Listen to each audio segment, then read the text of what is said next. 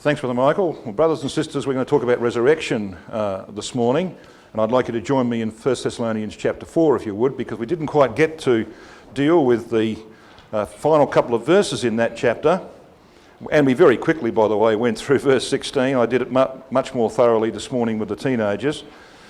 So we want to just have a quick look at verse 17 and 18 of 1 Thessalonians chapter 4. Where Paul says, having spoken about the dead in Christ rising first, having reminded us of the judgment in the voice of the archangel, having suggested that the resurrection will occur on the Day of Atonement, all of those things were in verse 16. He now says, then we which are alive and remain, or left over as that Greek word means, shall be not caught up, but caught away. This Greek word harpazo, you're going to see again in a moment. It means to snatch, to seize, to take hold of forcibly as a wild beast takes its prey. In other words, it's telling us, brothers and sisters, that when the angels turn up at our door, and that's what's going to happen. We hear ridiculous things about, people driving down the street in a motor vehicle and they're ripped out and the car careens down. That's all rubbish. We know how it's going to happen. We're told it in Luke 17. Remember Lot's wife, I tell you, in that night. He's been talking about day and days. No reference to night except when he says, I tell you, in that night. And what he means is, go back and have a look what happened in Genesis 19.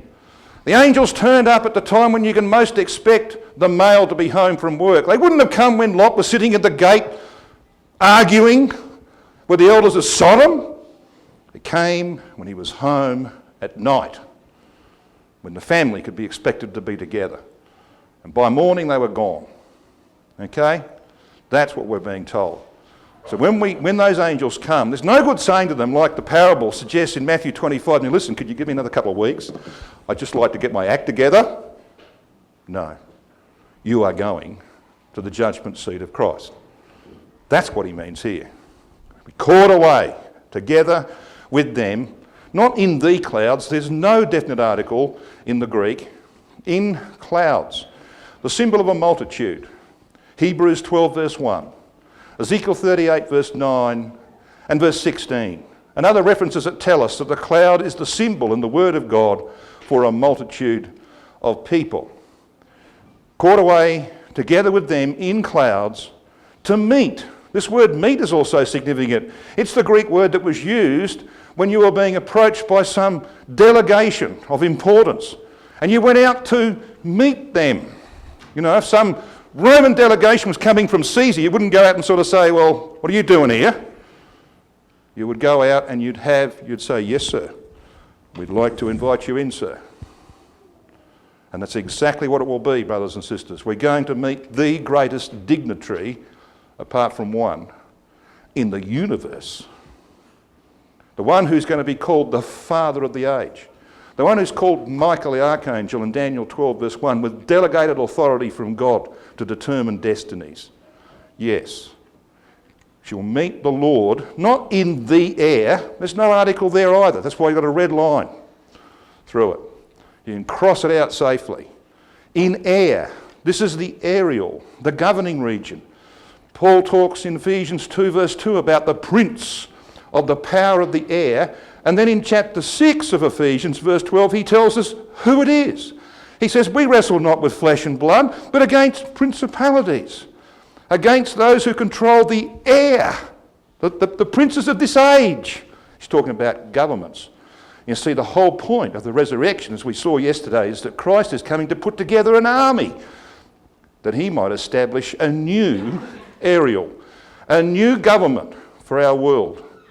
That's the purpose of the return of Christ, to raise the dead and to gather those who are alive and remain.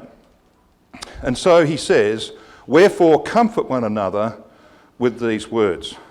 So when the angels do turn up, what method of transfer might we expect? Well, we're going to see in a moment. But these are this is the symbology, this is the figures of speech that the apostle is using.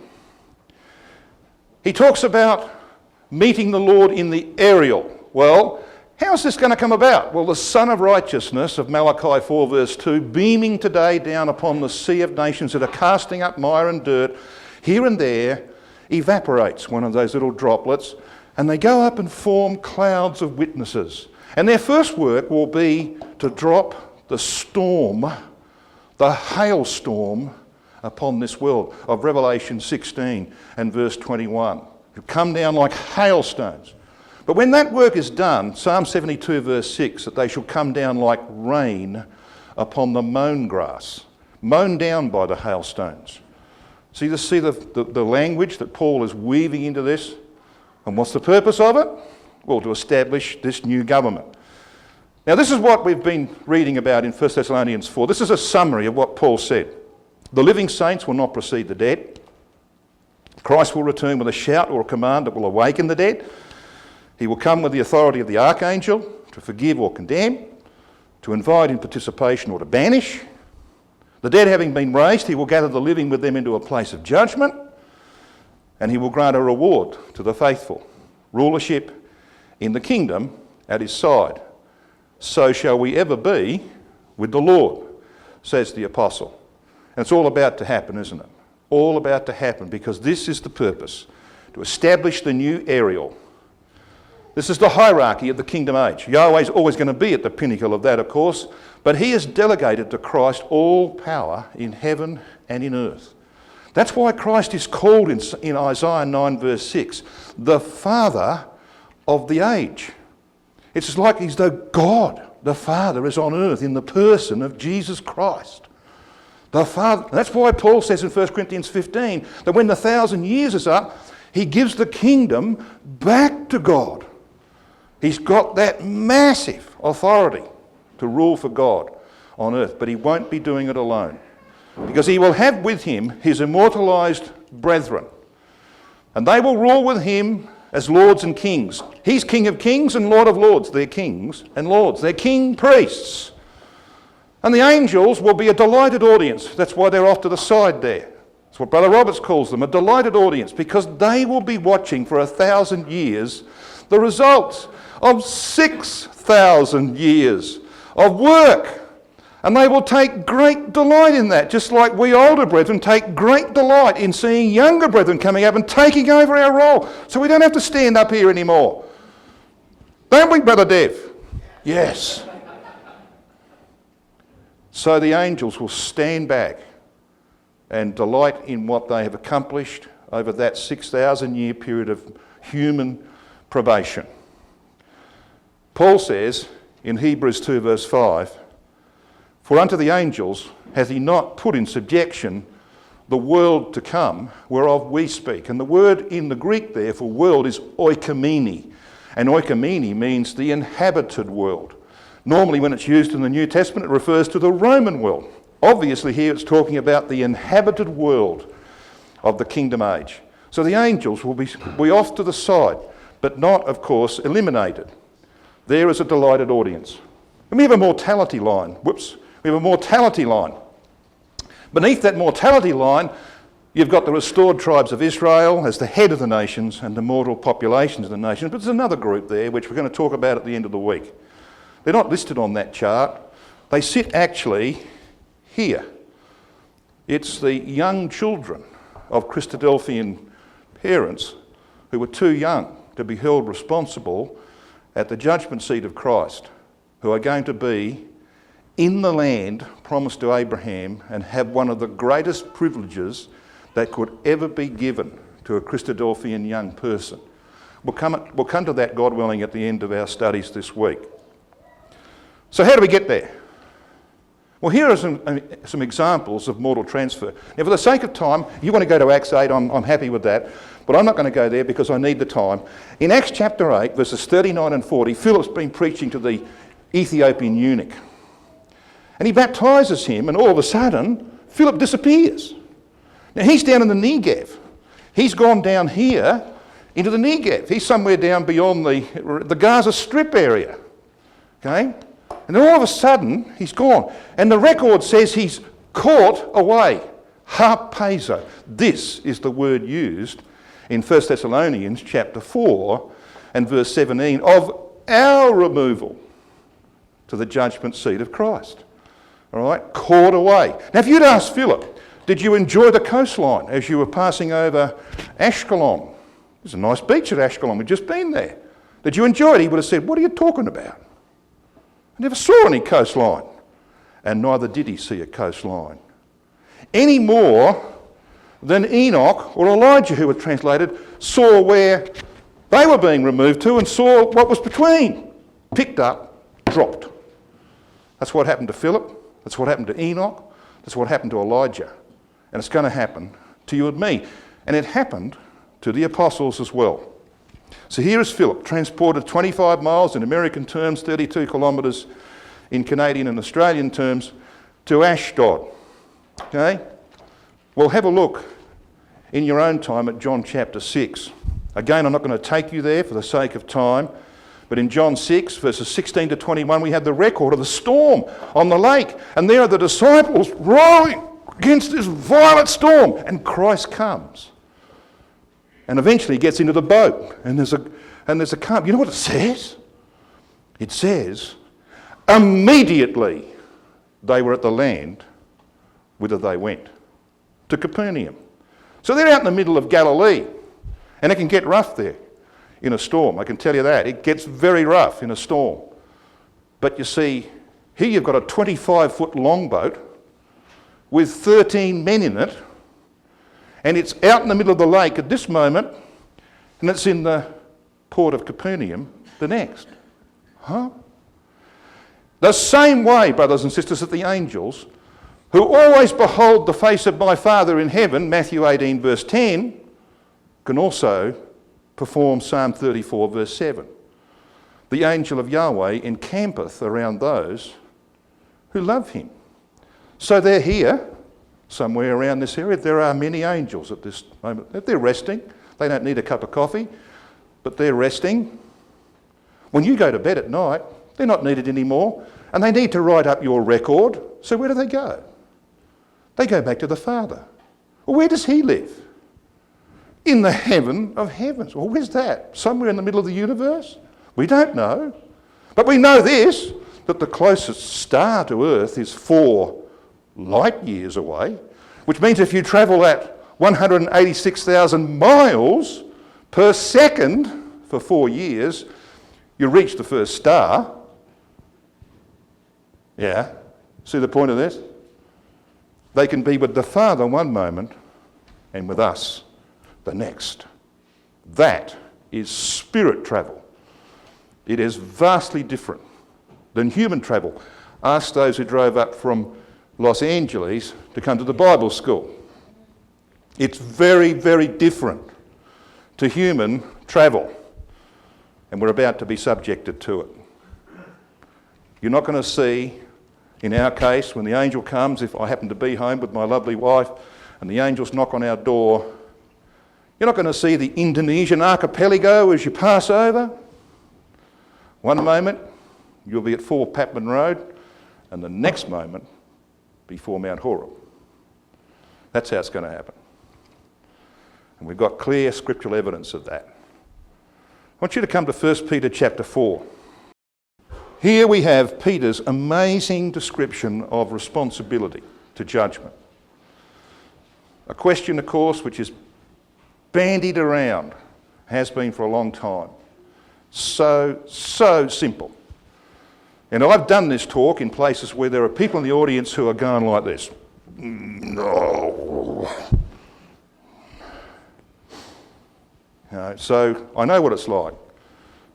But this is so simple. 1 Peter 4, verse 17. For the time is come that judgment must begin at the house of God.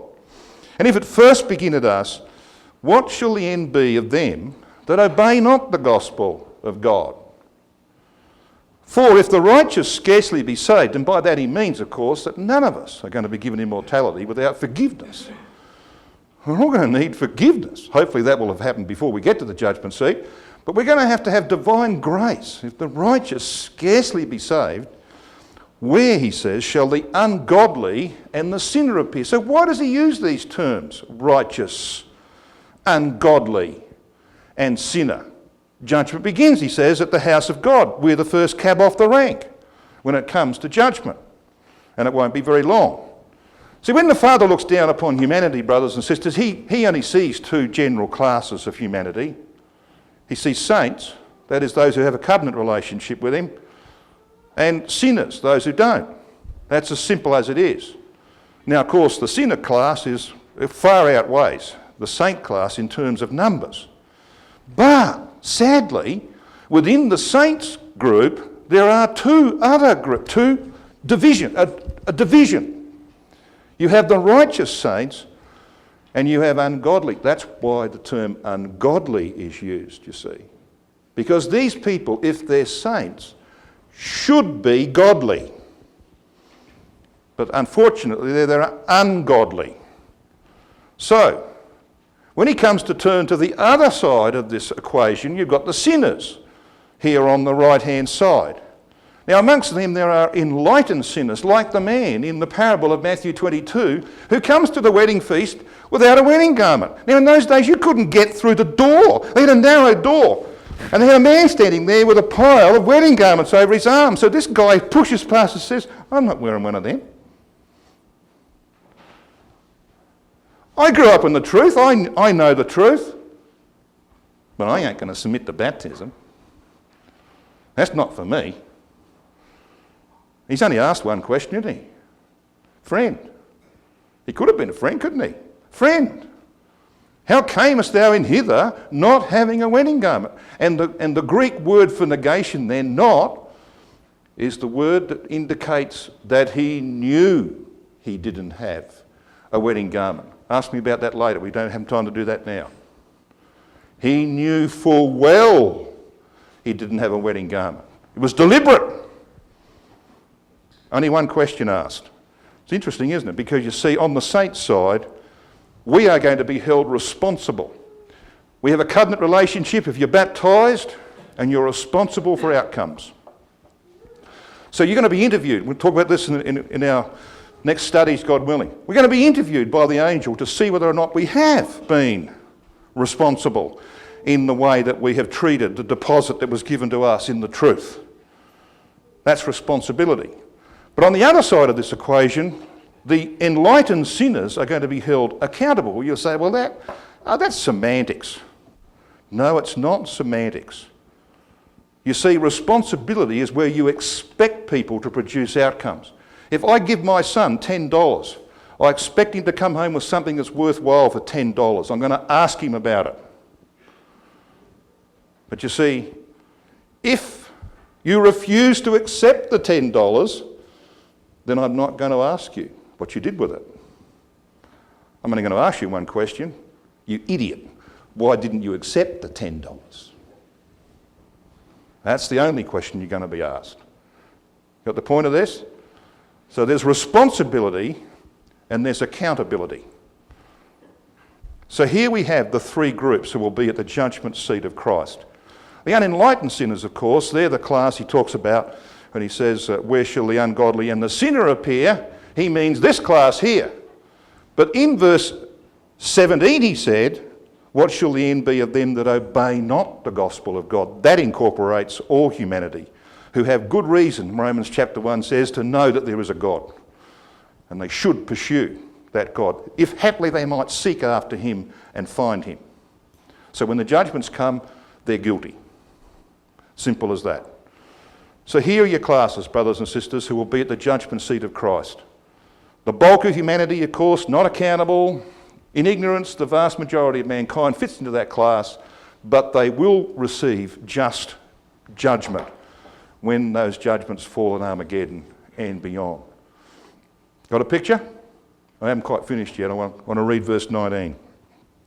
It says this, wherefore let them that suffer according to the will of God, and Peter is writing to a class of people who were subject to the most horrendous persecutions. This was the Nero era. This was the time when he would put Christians, as to use that term, on posts in his backyard and he would have dipped them in tar and lit them up so they were torches in his backyard while he practiced his charioteering. This was the time when people were tied up in new animal skins and thrown to the lions and other wild animals who tore them to shreds and ate them. So our brethren ended up as a handful of animal dung or a pile of ash. He's writing to those sort of people. And he says this, "Wherefore let them that suffer according to the will of God commit the keeping of their souls in well-doing as unto a faithful Creator." Now, if I was writing this, I wouldn't have used those words. I would have said unto a faithful God, a loving Heavenly Father. True? Why does he say unto a faithful Creator? Well, because resurrection is a recreation, that's why. And this word anastasis, which some say variously as anastasis, have it your way. This word anastasis means a rising up, a standing up from the root anastemi. To stand up, to cause to rise, is used 42 times in the New Testament. 39 of those it's rendered resurrection, once rising again, and once raised to life again, and once that should rise. So it's pretty obvious what it stands for, isn't it? The resurrection is clearly the standing up of dead ones, and it will be the virtual recreation of former beings into exactly the same mental, moral and physical state that they possessed prior to their death, minus whatever it might have been that brought them there. If they were in a car accident and mangled to pieces, whatever, that'll be gone, but you will see them and you will know them. And I'm looking forward to it, brothers and sisters, like you are. And there's some special reasons in my life why I'm looking forward to it. I visit cemeteries pretty regularly the day after the Day of Atonement, which I believe will be the day of the resurrection. And I go there in the hope, it's been vain so far, in the hope that I will see disturbed ground. There was evidence of the resurrection of Christ, wasn't there? There was an open tomb. The stone had been rolled away. Yeah. There was clear evidence. I think there will be evidence at the graves of those who ended up being buried. We've lost some people, tragically lost some people, like the family that fell out of the sky over the Pacific on the way to Lord Howe Island. Their bodies were never found. They were eaten by fish. They weren't put in a grave. But many are, including my mother, and including two of my best friends. I was 18 years of age. Within 2 days of getting into a motor vehicle to go to Perth to a youth conference. Two of my very good friends, Phil King and Ian Robinson, 19 and 18 years old respectively, were off to Bible school at Rathmines, 900 miles away. In the week prior, they had been painting charts. There was no such thing as PowerPoint in those days. We didn't even have those ancient things you call overhead projectors. They didn't exist. You wanted to put something up in front of people, you had to paint charts, like Maurice Stewart used to do. And they had been painting charts till 1 o'clock, 2 o'clock in the morning, all that week. Then they left on a Friday to drive through the night to go to a Bible school 900 miles away. And as the morning sun arose, the driver, Phil, fell asleep. The old Holden vehicle, the FX Holden they were driving, slammed into a eucalyptus tree that makes these pine trees or fir trees, whatever they are here, look like toothpicks. The two in the front were killed instantly.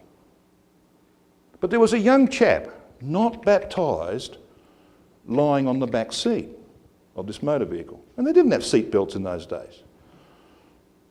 And he slammed into the front seat of the car on the impact, was seriously injured. This car was found by another vehicle full of Christadelphian young fellows that was following them. That young chap was baptised shortly thereafter. His name is Grant Jolly. A wonderful brother. I will never, ever forget standing beside that grave. And on the other side of it was Brother Jeff Berry, who'd kept these boys up to 2 o'clock in the morning that week. Imagine how he felt.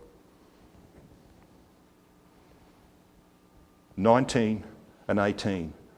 And I often ask myself, why? Why did I have the opportunity to marry a lovely young sister, to have 4 children and 12 grandchildren, and go to Bible schools all over the world, to have this wonderful family that we have? Why? Why me and why not Phil and Ian? I don't know the answer to that. Maybe they were ready and maybe I wasn't.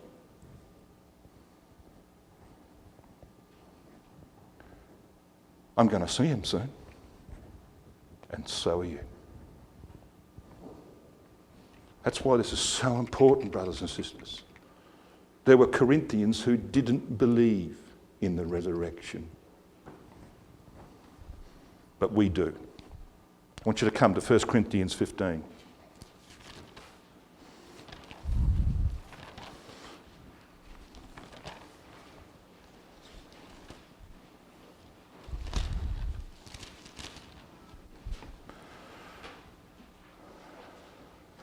Those of you who have read Christadelphian writings on 1 Corinthians 15 will know that there are differences of view, of interpretation of this chapter amongst really senior brethren of the past. For example, Brother Roberts didn't agree with Brother Thomas. Brother Carter didn't agree with either Brother Thomas or Brother Roberts. And they're pretty big names, aren't they? So who am I? Who am I to suggest to you that I've got the answer? Well, I'm nobody. But you know who had it right? Brother Thomas. And I want to show you why. So these are the 3 views. And we're referring here to verse 35 through 37 of 1 Corinthians 15. It's all about sown. 3 views on sown in 1 Corinthians 15. There's the view that we are sown when we are born into a state and an environment related to corruption, dishonour, weakness and to things natural. That was Brother Roberts' view. There's the view that we are sown when the dead body is buried in the ground. And there's the view that we are sown when we are called forth from the grave at the resurrection. Now, I could give you a test that will make Steve Purcell's word tests at the back there look like Sunday school stuff. Right? So which of these views are right, you reckon?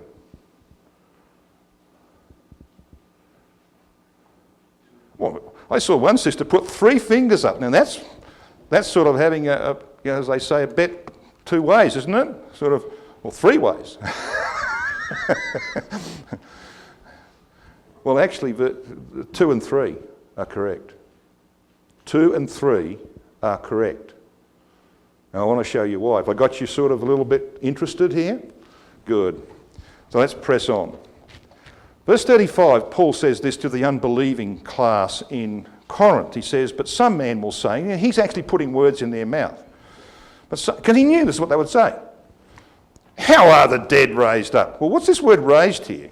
Well, it's a gyro. It means to rebuild, to cause to exist. It's not actually about the resurrection of the body. It's about where it ends up. The rebuilt. Where are you going to end up? That's the question. Proof? What follows? Context is critical in biblical exegesis, brothers and sisters. Never, and you're going to see this lesson here this morning, never ever press the meaning of a Greek word from a so-called lexicon against a context. Never. All right? Very, very important. Mind you, we're going to see that the Greek words used here are correctly used by Brother Thomas. And not widely understood in our community, by the way. So this word agyro is going to play an important part. Proof, and with, or as Brother Thomas translates it correctly, to or for what body do they come? So the question is, from these unbelievers in Corinth, oh, Paul, resurrection's rubbish. How can you take a pile of ash or dust and recreate the being that existed before. That's rubbish. And anyway, where does this end up? That's their question. Where does it end up? Well, Paul's going to give them an answer. Thou fool. And he means empty head, ignorant. That which thou sowest is not quickened or given life, except it die. It's a very simple principle, isn't it? Except a corn of wheat fall on the ground and die, it cannot live. It's simple. And that which thou sowest not that body that shall be, but bare or naked grain. It may chance of wheat or of some other grain, but God giveth it a body as it hath pleased him, or as that could be better rendered, according to his will. So what is his will? Well, it was expressed in Genesis 1 verse 11, that every seed would bring forth fruit after its kind. So if you planted wheat, you didn't expect to go out in 4 or 5 months and harvest barley, did you? You're going to get wheat if that's what you planted. And the point that Paul's making is this, that if you put someone who's mortal, who's died, into the ground, like you put seed into the ground, what do you expect to get out? An immortal? Like some people believe?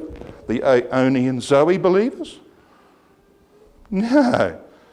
You get out a mortal body because that's what you put in. The nature of the body when it comes out is the nature that you put in, on the principle of Genesis 1 verse 11. That's what Paul's talking about. So what's this word sowest here? It's the word spiro. Spiro. S-P-E-I-R-O. And it happens to be in the active voice. Very important fact, not often observed. It's in the active voice. And it means to scatter seed or to sow seed. Now, read it again, verse 37. And that which thou sowest, get the idea? The sower went forth to sow. Yeah, that's what that word means in that context.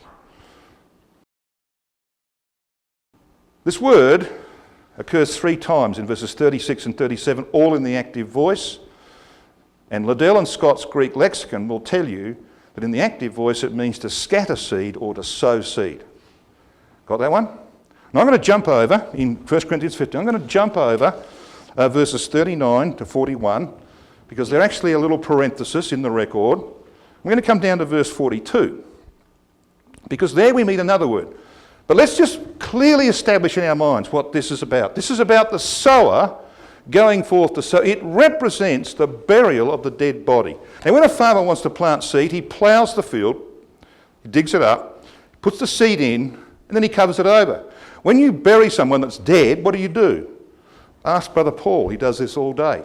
All right? He digs a hole in the ground. True, Paul? And you put a body in there, usually in a box. And what do you do then? You get the tractor and you push the dirt over. Simple, isn't it? That's what that word means. That's what Paul's talking about in verse 37.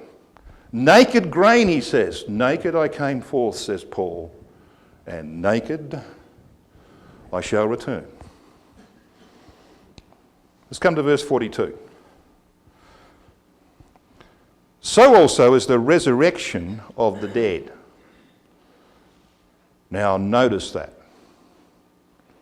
What's the subject matter of verse 42 onwards? Burial or resurrection? You make the judgment.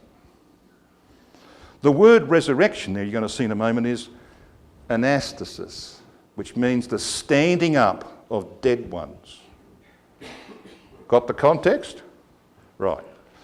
This word spiro in the Greek occurs 4 times in verses 42 to 44, but it's in the passive voice, where it speaks of the results of sowing, not the act of sowing, but what you get out of sowing. The word in the Greek is actually, and this is its form, spirito. You see it has a suffix. Passive voice, it means to spring or be born.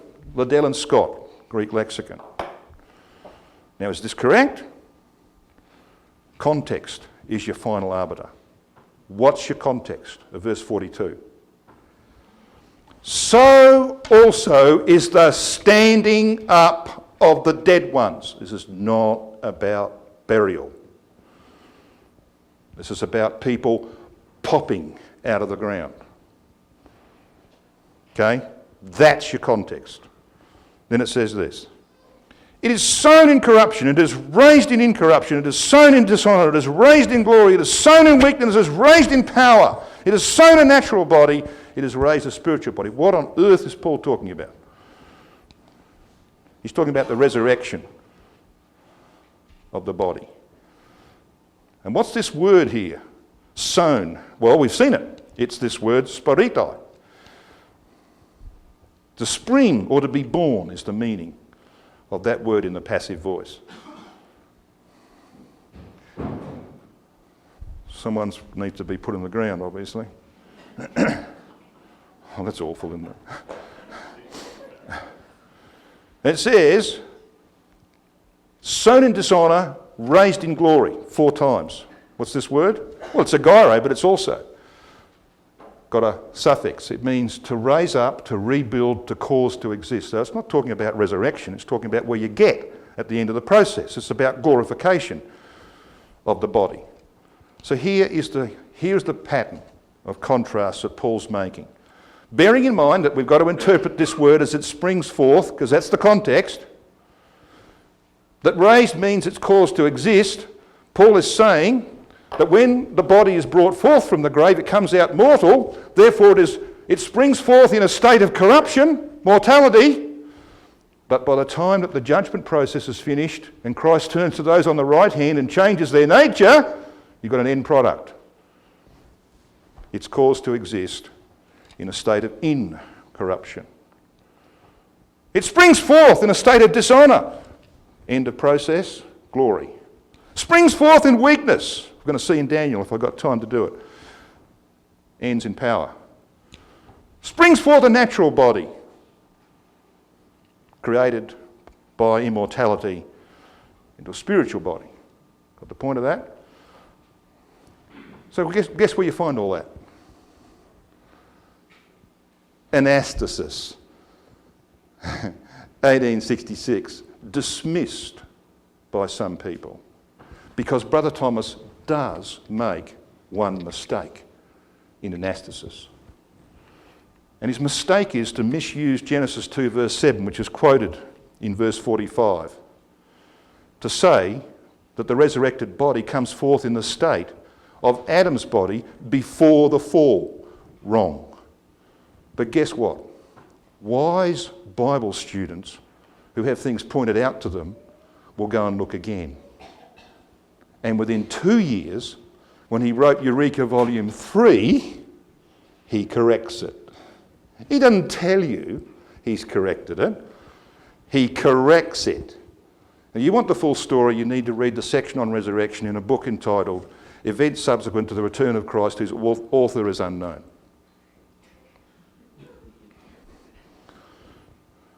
It's all there, okay? This is the story of 1 Corinthians 15. Seed body, death, naked kernel, under the ground.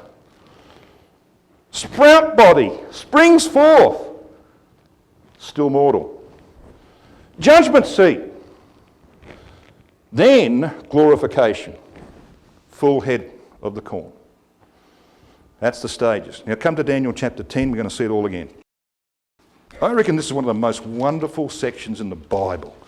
What could God do more for a man, a faithful man like Daniel in his 90s, than put him through this very process? And that's what he does. So in Daniel chapter 10, he's just given him the vision of the man of the one. He's shown him where he's going to end up. He's going to be part of the multitudinous Christ. Yeah, terrific. He says, this is how you're going to get there. This is how you're going to get there. Verse 8 and 9 of Daniel 10 says this, therefore I was left alone, which you usually are when you're dead, and saw this great vision, and there remained no strength in me, for my comeliness was turned in me into corruption, and I retained no strength.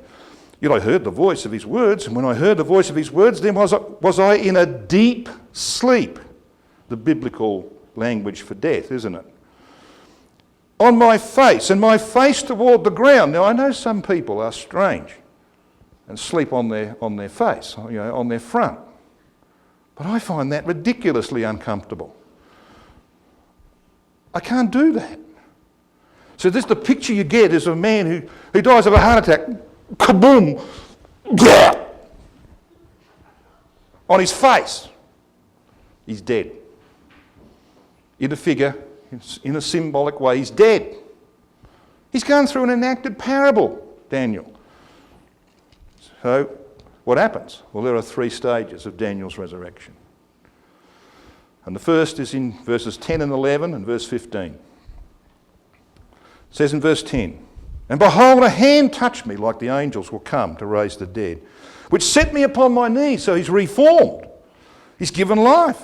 "And upon the palms of my hands." So that's sort of not a very comfortable position. "He said unto me in verse 11, O Daniel, a man greatly beloved." You just imagine what it's going to be like for the faithful brothers and sisters when the angel that had responsibility for them in their life, who kept their record, goes to their graveside, raises them, and they pop out of the ground and they come out very enfeebled, as you're going to see in a moment, very enfeebled. And he says, "Don't worry, you're greatly beloved. You're greatly beloved." You imagine the impact of that. You know where you're going, don't you? It says in verse 11, "Understand the words that I speak unto thee, and stand upright." What's that? Anastasis. "For unto thee am I now sent." And when he had spoken this word unto me, I stood trembling. You know, why would this be the case, brothers and sisters? Why is it that when the angels raise the dead, they're going to stand trembling? Unable to speak. Look at verse 15. "And when he has spoken such words, and I set my face toward the ground, and I became dumb." Why would that be the case? Well, think about it for a while. If Esau is raised, and he will be, if Esau is raised, this is the party animal. This is the man who could leap over high buildings, fire arrows at 300 yards, and kill deer. If he's raised, and he's given vitality, what do you think he'd do with it? He'd rush around making trouble, wouldn't he? And there's a lot more like him. So what's God going to do? Enfeeble them. They will be enfeebled. They won't be able to touch anybody until their turn comes for judgment. And that's the next stage, isn't it? Verses 16 and 17. "And behold, one like the similitude of the sons of men touched my lips." Or 4. Well, so he can talk. And we are going to talk at the judgment seat, as we shall see in our studies, God willing. "Said unto me, and to him that stood before me, O my Lord, by the vision of my sorrows are turned upon me, and I have retained no strength." And goes on to speak in that sort of language. This is about the judgment process. Then you've got verses 18 and 19, where he's accepted and immortalised. And we read in verse 18, it says this, "Then there came again and touched me one like the appearance of an Adam. And he strengthened me and said, O man greatly beloved, fear not, peace be unto thee. Be strong. Yea, be strong. You'll never be stronger." Then when Christ turns to those on the right hand and says, "Come, ye blessed of my Father, enter thou into the kingdom prepared from the foundation of the world." And in a moment, says Paul in 1 Corinthians 15, in the twinkling of an eye, and we'll come back to that statement later on, we shall be changed together. You know, I can't imagine that the multitude standing on the right who are immortalised while those on the left are still there watching, I can't imagine that multitude on the right will stand and say, "Well, that was a lovely feeling to be made into an immortal. That was terrific." I think there will be such bouncing around and joy over there. It's over. I've lost that nature that dragged me down so often. There will be such joy. You know how I can say that with confidence? It says it in Malachi 4. It says in Malachi 4 that they shall go forth like calves, released from the stall. You know what the word is in the Hebrew? Gamble. Now, not the stuff you do down at the Indian casino. Not G-A-M-B-L-E. It's G-A-M-B-O-L. Gambling. Like when you let your cattle out in Canada after 6 months locked away in a barn. What do? Wander out and say, well, it's lovely out here. No. They're leaping around all over the place. That's what it's going to be like. We can be very thankful, brothers and sisters, that we know these things. And it's certain. It's absolutely certain. As Paul could say in his defence in Acts 24 and verse 15, we have hope toward God, which they themselves, the Jews, also allow, that there shall be a resurrection of the dead, both of the just and the unjust. And we have these words of our Lord Jesus Christ in John chapter 5. Marvel not at this, for the hour is coming, in the which all that are in the grave shall hear his voice, and shall come forth. They that have done good unto the resurrection of life, and they that have done evil unto the resurrection of condemnation.